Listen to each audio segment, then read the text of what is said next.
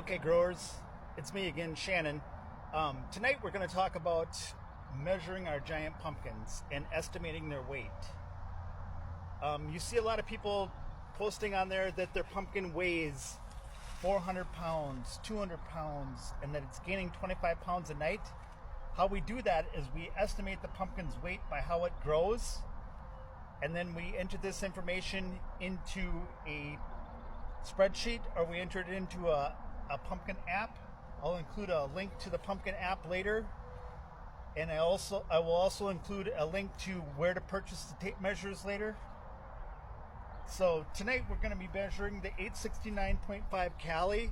This is kind of a special plant for me. This seed, I've been growing giant pumpkins for 25 years. This is actually the first seed I planted 25 years ago. It was given to me by a gentleman named Fred Cali, and I was given the honor of planting this seed and getting it to germinate this year. So let's go from there. Okay, so as you see here, we have the giant pumpkin. On this end it's the stem, on this end is the blossom. Okay, so first we do a measurement. We get our tape measure. This is a simple quilting tape measure.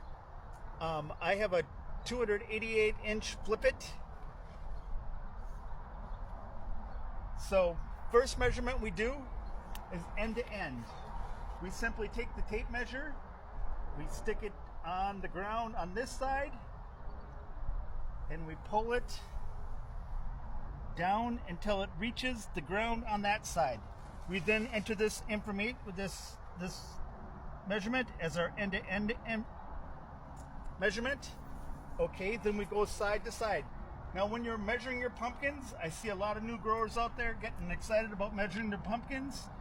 Be careful. At this point, anything you do and touch on this pumpkin, any scratch will become a scar. It'll only get bigger.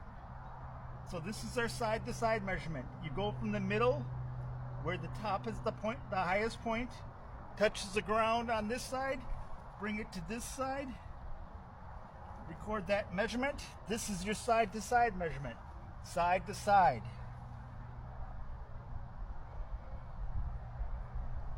Okay, now the tricky one, when they're small like this, it's not so bad, but as the pumpkin gets larger, you're gonna have to ask for help of somebody to help you measure this.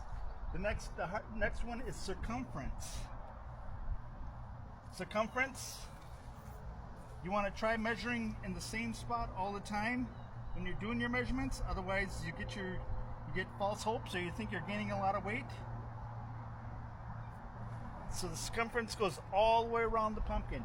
I go slightly above the stem, right to the blossom, all the way through.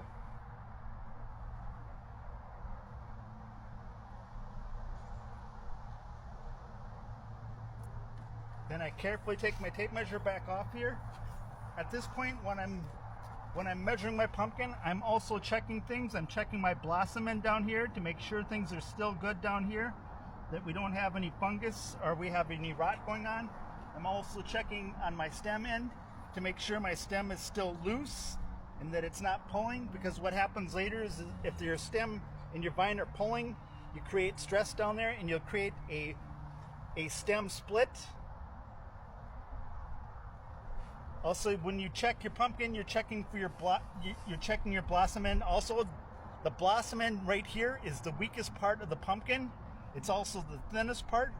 If it's going to split, a majority of the time, it's going to be right on this blossom end.